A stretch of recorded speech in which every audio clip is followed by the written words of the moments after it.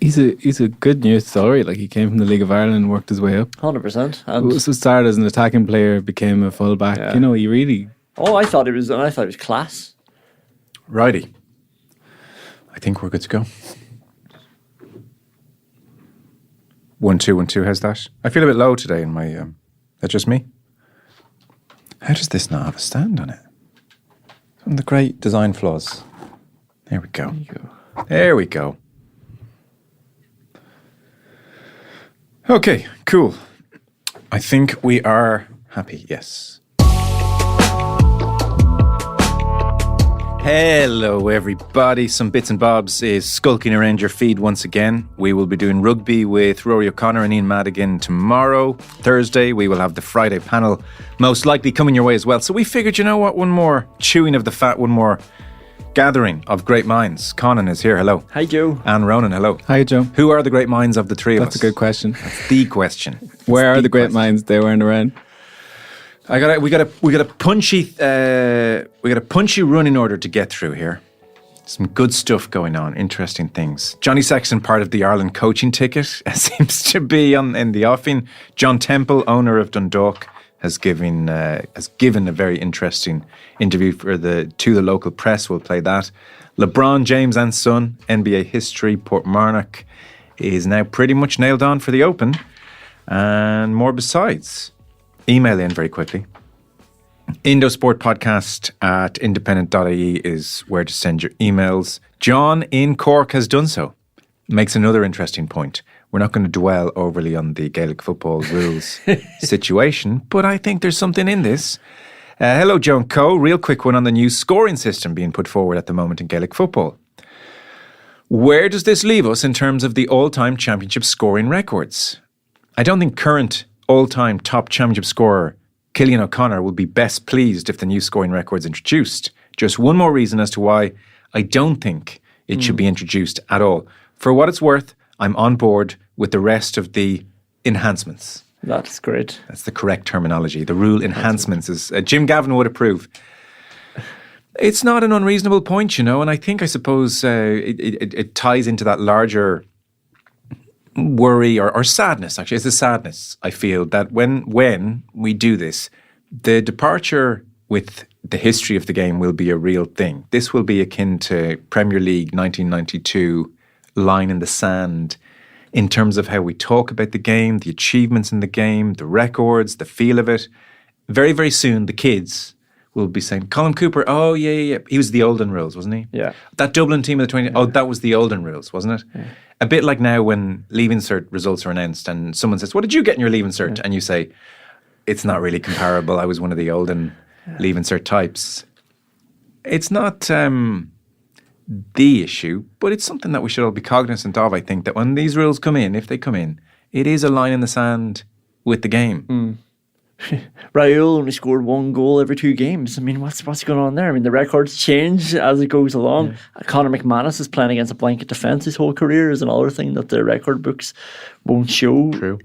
I really love John's point there because there should be something in that. There's like, as much as we're changing the rules, surely we're trying to change them to just enhance how the game is played so that in 10, 15 years, it doesn't really matter what the rule is of the game. We're all just playing a more open brand of football. But the scoring system is such a interesting one, led by Dubliner Jim Gavin to overthrow Mayo man Cillian O'Connor's record. I mean, is there something in that? Let's start a conspiracy. Yeah, I think for starters, if this incentivizes the GA at large to get better at keeping record of stats, that would be great. Because we start now. Really bad. Like, it's impossible.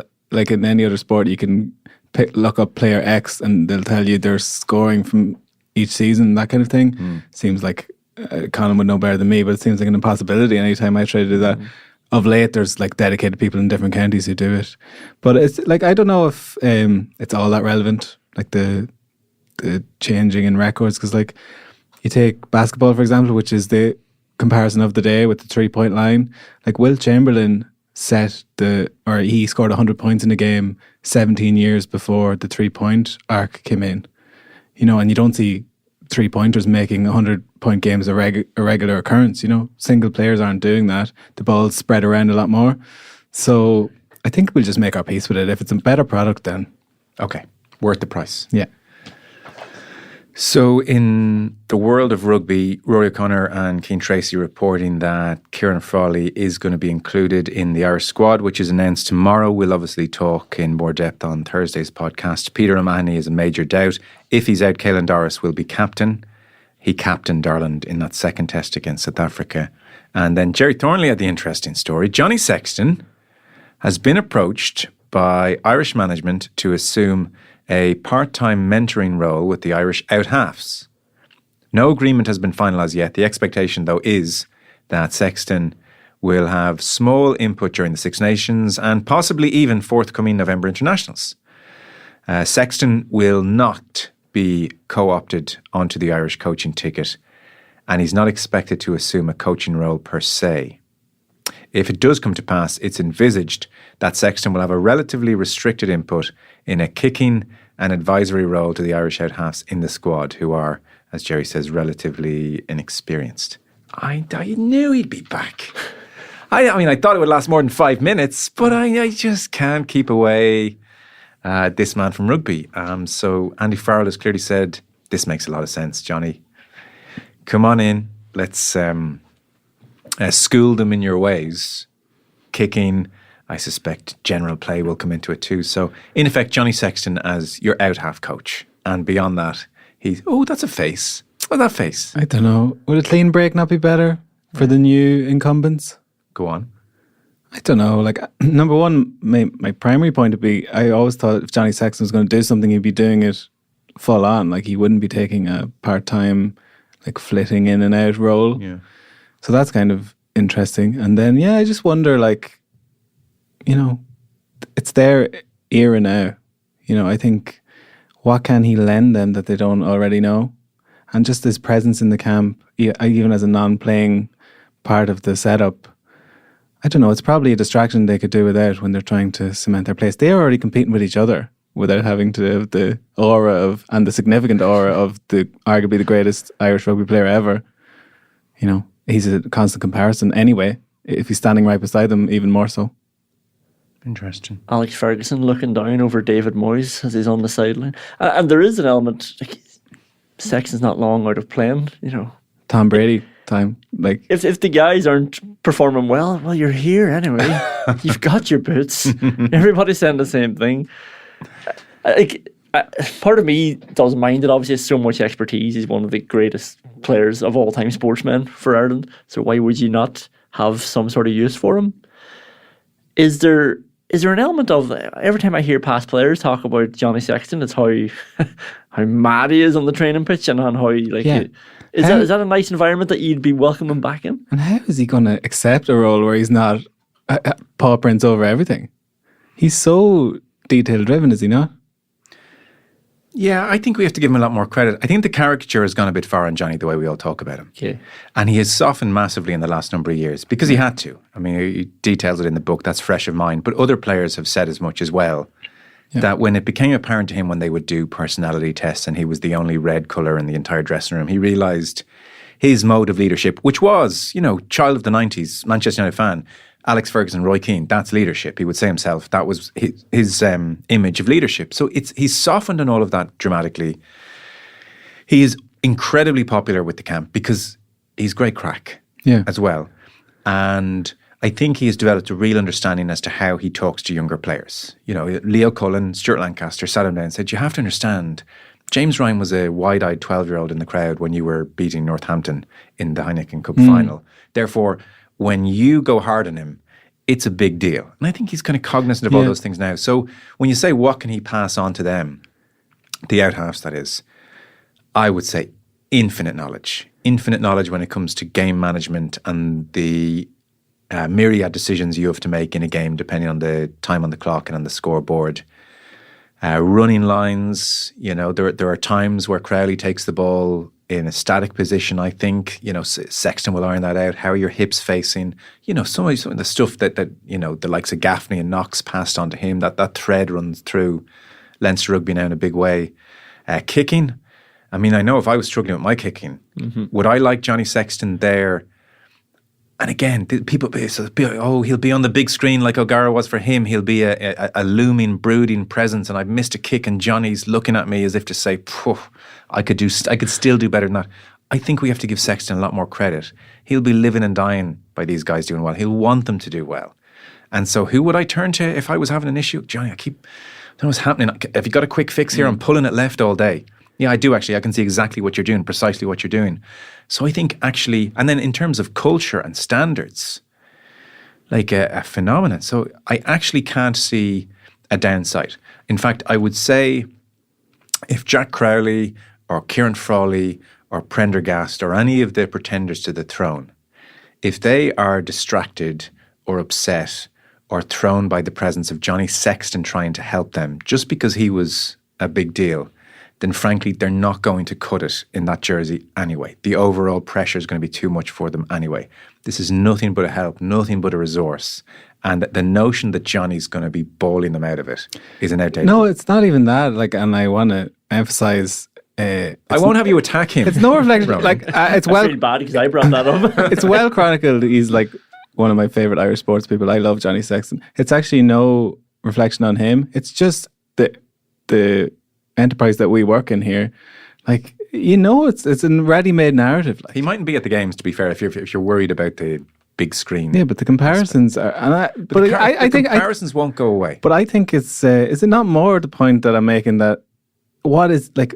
You're saying it's almost like a part-time role. So how readily available is he going to be for those conversations? He's either in or he's not. Like, they might need day-to-day coaching as such, and obviously international management by the obvious calendar is kind of part-time anyway.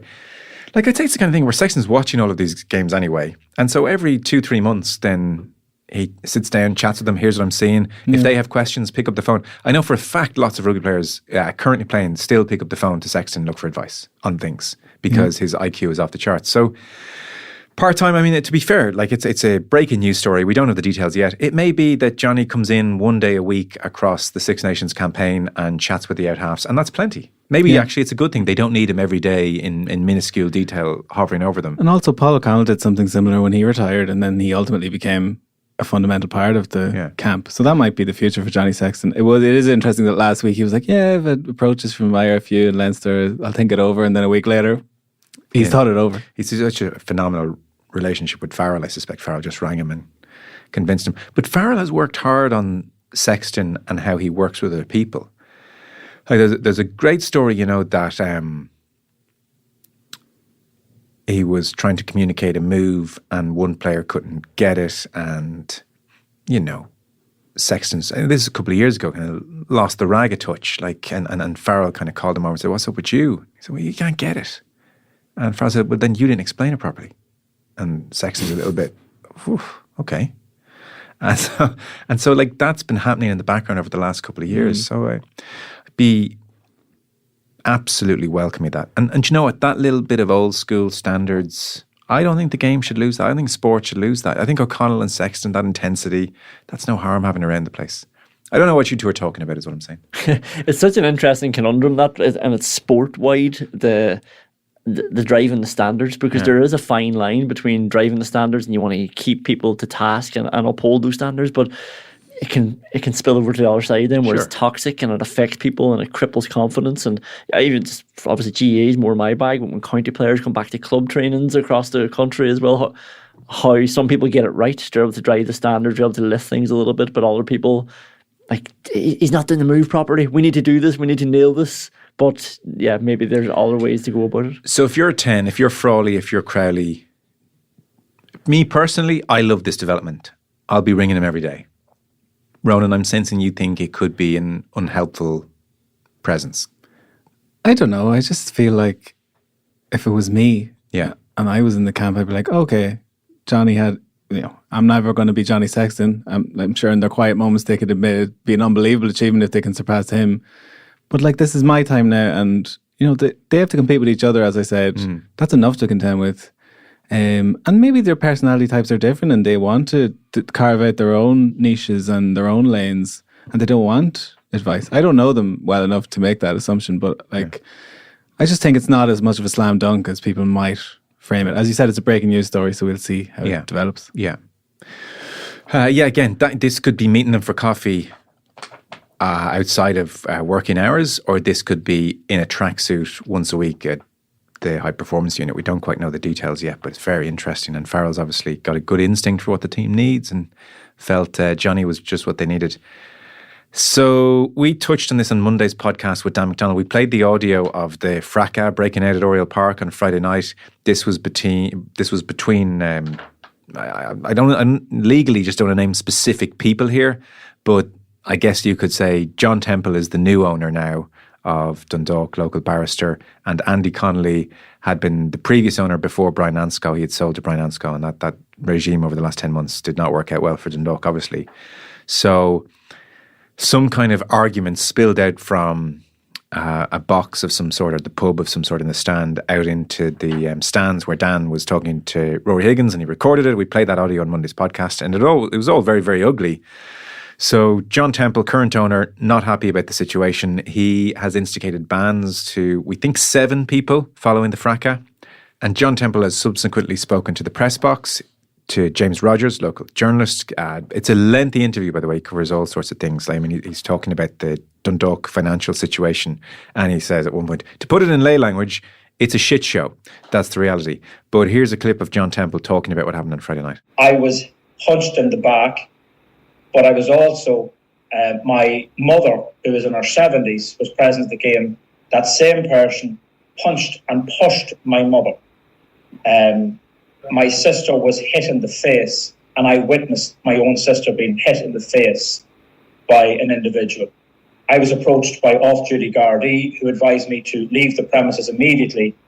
I was trying to ring the guards from the stand, and there was a shouting exchange going on that I was going to get. If I didn't shut my mouth, I was going to get into a lot of trouble.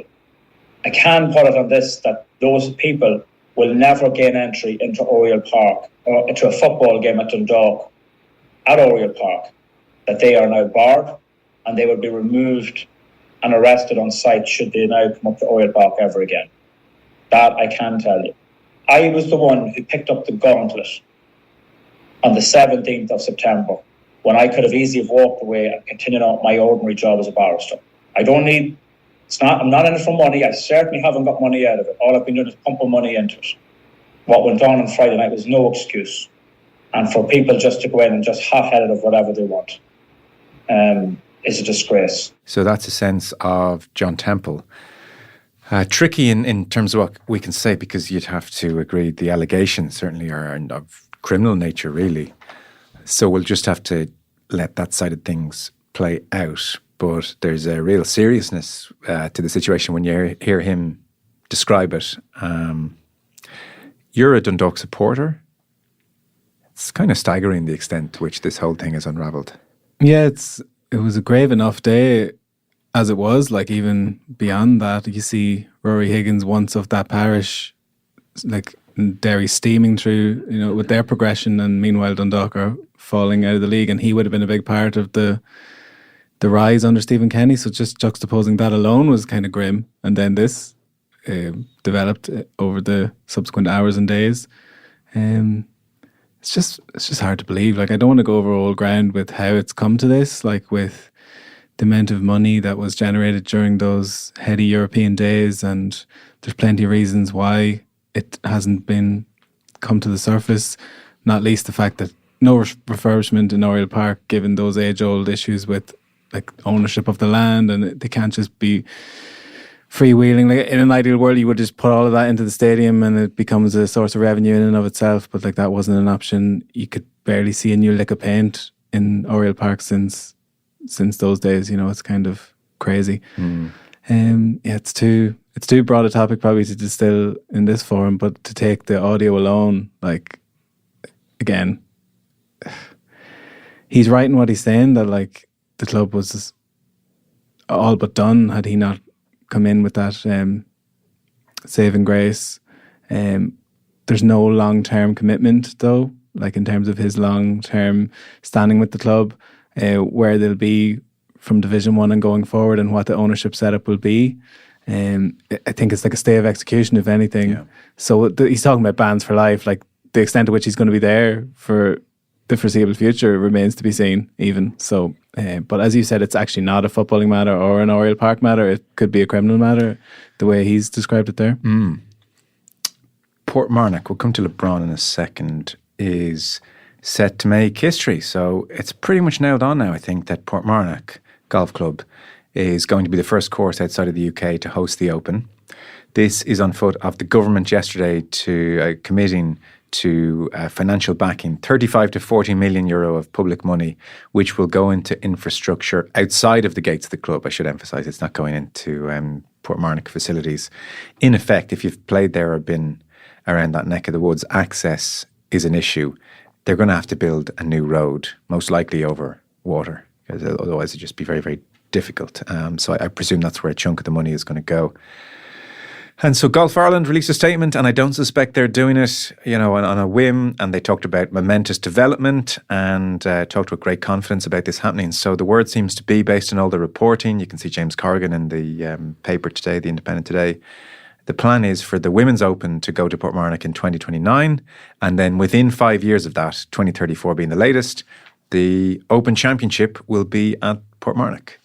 So it's really amazing. It's going to be a phenomenal couple of weeks when that comes into play. I've been to a couple of Opens. They're amazing events, whether golf fan or no. Obviously, it's more helpful if you're a golf fan. But the atmosphere around the course in the town for that week is really, really lovely. And height the summer and the best players in the world, and you kind of this sense of one of the big sporting events of the world that weekend is happening, and eyes are on it all around the world.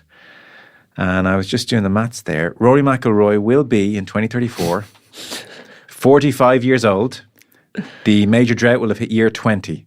And what a story it will be when, Phil Mickelson style, he gets one last shot at glory and wins the Open in Dublin. When he surges on Sunday of day 4 and just falls just short again, and we're all on Twitter documenting the rise and fall. Do you think Twitter's around in 10 years, do you think? I hope so. You hope so? I hope so, Joe. You're the first person who's said something positive about Twitter. I love Twitter. Like, you're using the right way. Like, it just... Arguing people. Or looking at people arguing with each other. It's mostly about football. It's all innocent, the stuff that I'm following. So it's... like, I don't want to derail the discussion here. I think it's a great advertisement for that part of the world as well, because I was just thinking about Fingal. It's like, it's almost not given as much love because it's part of Dublin. And when you're going to Dublin from outside of Dublin, you're going into Dublin. And it's like, if this was its own county, I feel like people would be just drawn towards it a lot more. The seaside, I mean, once like the world, I suppose, comes down on Portmarnock, and they're going to get to see that part of the world. And it's beautiful. That whole coastline, the whole way up Malahide, Rush, Skerries, is gorgeous, and the towns are so distinct. And by the way, the number of golf courses in that neck of the woods is off the charts. It's not really talked about North Dublin as this kind of golfing haven, but you start going through them, and it just goes on and on and on. I mean, to have Jameson Links, formerly Portmarnock Links, right beside Portmarnock, and the most beautiful beach along the way is amazing. You're looking across the water and you're seeing Sutton Golf Club. I mean, it's and right the way through beyond further up the north coastline. Just amazing golf courses. So this is going to be great. Have it on good authority that if you're a member, your wife can play for the princely sum of, would you care to guess how much it is if you were a member of Portmarnock for your wife to play a round of golf with you? Oh. Now be reasonable. 1 round of golf? 1 round of golf with Conan Doherty. People would pay a fortune. Yeah, that's a different question. 45 quid. Ronan, care to guess? I don't even know what the going rate is. Oh, it'd be several hundred. Like if you're a rich American coming in, I don't even know. Can you get out there? I don't even know. Look, it's not cheap. But what would it be for your wife to play with you if you're a member? 70. It will cost you €1. Oh, okay. So did I ruin it for you then by guessing far too high? No, you proved the point. It's amazing. It's so cheap. That's really good. Yeah, and to bring your parents out, it's tenner. That's okay. good.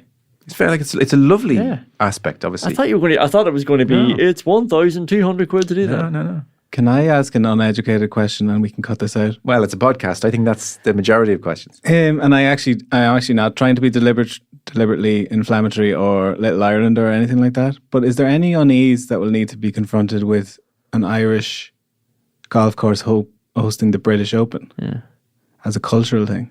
Go on. No, I'm just wondering. Like, Ireland's not in Britain. Yeah. And why is an Ireland golf course hosting the British Open? See, I guess technically they don't call it the British Open anymore. It's just the Open Championship. There's nothing to say. But it is the British Open, though, isn't it? Yeah, no, it is, I guess. But there's nothing to say, like in a different landscape or time or world, Australia couldn't host the Open Championship if the RNA dictated such. Obviously, Australian links with the UK it's still Commonwealth, isn't it? Yeah. Prince Charles and Camilla are flying down there, aren't they? Well, I think they flew down there recently and nobody would meet them. Australia has kind of decided, right, enough is enough of this. Someone from Australia will confirm that or not. I'm 99% sure that. Yeah, so I'm absolutely not. I don't want to make a story out of something that's a non-story. No, I think it's kind of interesting, like that. Yeah. You know, there's no delineation made there that it's the British and Irish Open or anything. Because I know my friend's a big golf fan. He's like, it's not. He actually hates me calling it the British Open. He's like, it's the Open, but it is the British Open. Though. No, it is the British Open, and I think people who get too uppity about casually calling it the British Open to differentiate from the US Open, those people need to just stop being a bit silly. It is the British Open. Obviously, it's very much branded as the Open Championship. It's the oldest championship. We were here first. It's just the Open. But of course, it is the British Open. So what do you mean? Like the implication is, God, we're still basically a colony? I just think it's weird that a golf course that's not in Britain is hosting the British Open. And we're always given out when an Irish person is called British, just on a Sky Sports graphic or something like that. So is this an extension of that? Welcome to Dublin for the British Open. Yeah. Do you not think it's weird? No. No, I get it. Did you not think about like? I did. But did it occur to you? Yes. Yeah, because I haven't seen anyone mention it. I just thought, am I the only one who's like? Yeah. Do you even care? I feel like no. I live 10 minutes from the course. It's great. No, I did. Obviously, Portrush made sense because it's in Northern Ireland, UK. Oh, sorry. It's always tricky when you have to talk about the North, but then an actual person from the North's here. You have to watch what you say. How did Wales feel about this? Because Wales haven't hosted a British Open, have they? And now someone outside of Britain. Yeah, they've had the Senior Open quite a bit, Wales. Yeah, I don't know, Ronan. I understand your point. No, listen. Maybe it's a conversation that has been had and I missed it. And no, you didn't. And it's also not a major thing at all. Like, so we're all adults here. It's 2024. But it is a major. That's the problem. But are you saying we should turn it down? No, I just feel like it should be a consideration. But what do you consider, I suppose? Well, let's just say it, right? Take this as an example. England's hosting the World Cup. England is hosting the World Cup. And Lansdowne Road gets a game. Yeah. You don't think that's weird? No? Yeah. No, I get it. Okay. Yeah, I don't really have a great answer. I don't really know why they're giving it to us. I don't get it fully. Maybe that'll be all teased out. You don't want to kick up a fuss. I'm like, shush. No, it's also it's a good olive branch at least. It's one of our best sports, and it's great that we'd be on the world stage. So could you sort of argue tenuously? This is real. I'm grappling here that obviously Northern Ireland is. Go on, don't pour sugar on it. Okay, Northern Ireland is very much Great Britain, Northern Ireland. Mm-hmm. It's a thing. Yeah. And so golf in Ireland is a 32 county. That's true. Entity. And therefore, 6 counties of Ireland's golfing heritage are not in this country. But have links to Great Britain and Ireland. I'm so sorry, I'm here for this. Almost like by going to Portrush, that then invites in the 32 counties. Is there some kind of line there that golf can navigate down to Dublin? Yeah, and look, when Shane Lowry... I wouldn't say that was the most coherent point of it. And there's a big Irish community in New York then as well, Boston, so should that count as the Open? When Shane Lowry won the Open, it was very much, he won it on home soil. So that's true. We've had this conversation. That's true. Just a different prism. Look, I think we'd all agree Portrush is different to Dublin. Oh, yeah. Shane Lowry did win it on home soil. Yeah, but... No, but he didn't win it in you know what I mean? Yeah. No, I don't know. It is odd. He didn't win it in Offaly or Burr or wherever he's from. I don't know why they're giving it to us, but at this stage, listen, quite happy for Portmarnock to host the Open every decade, which would be a nice thing. Me too. Yes, LeBron James is 39 years of age. He is at the Lakers, has signed a 2-year extension, largely because his son, Bronny or Bronny? Bronny. I keep asking this question. Bronny. Bronny. Bronny's 20, and LeBron instigated all sorts of chicanery and told other franchises, don't you dare try and sign my son out of college. He's coming to the Lakers, and it seems his power is such that everybody acquiesced. And so Bronny has rocked up at the Lakers, and they had their season opener against Minnesota Timberwolves. The names, Timberwolves. I didn't really know. I actually Googled Timberwolf to see if it's a species of wolf. It's not. Minnesota Timberwolves. So is that like it's a combination of wolves being native to the landscape and timber, lots of trees in Minnesota? Is that what that is? You got it. Okay. I feel between trying to justify Portmarnock and now Timberwolves, I'm having a bad podcast. So the Lakers won by 7. 4 minutes before halftime, history was made in that the first ever father and son partnership on an NBA court happened. We have the audio here. So they came on together. It wasn't that LeBron was already on and Bronny was beckoned. They were waiting to come on together. It's like, it's the moment. It has all the pageantry.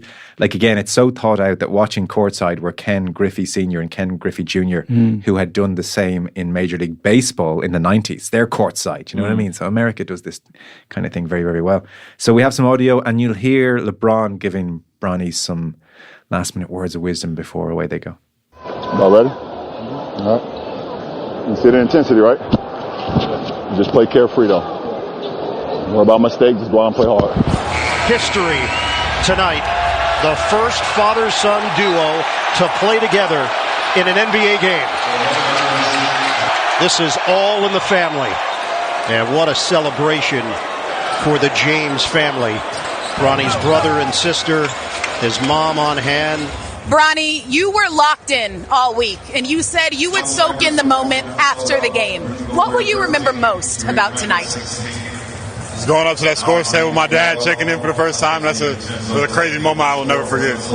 As you checked in and you realized this lifelong dream, what did you realize about accomplishing that? I mean, I'm just extremely grateful for everything. I was given an amazing opportunity to come in this league and get better every day and learn every day. I'm just extremely grateful. Huge smile across your face. You have accomplished many milestones. You have made history countless times. Why is this feat so special? It's family. It's always been family over everything. And, for me, I lost a lot of time because of this league and committing to this league, being on the road at times, missing a lot of his things, Bryce's things, Zuri's things. So to be able to have this moment where I'm working still and I can work alongside my son, it's one of the greatest gifts I've ever got from the man above, and I'm going to take full advantage of it. Here we go. Heartfelt moments. Bronny sounds older than LeBron is one takeaway. Sounds like he's LeBron's dad.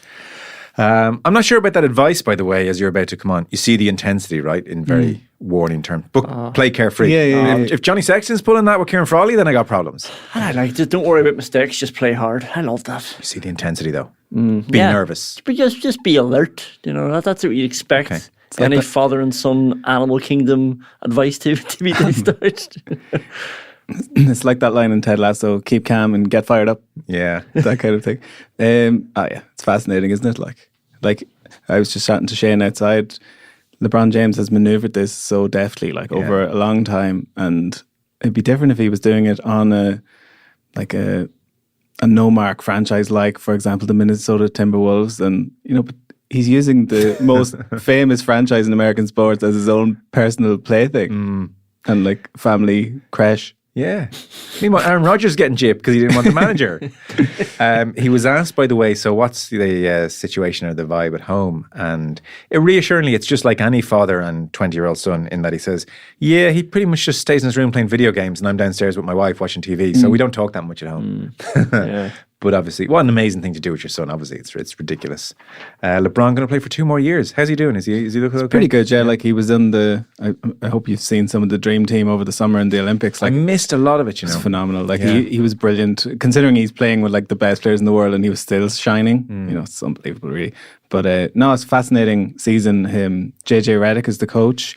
I think widely considered maybe the best sports analyst in America for the last couple of years, and has gone straight from that podcasting sphere into the head coach position again of one of the most famous franchises in the world. He had actually co-hosted a podcast with LeBron James for a few months before he was coach. Yeah, it was called Mind the Game, and it was very detail driven. It was class.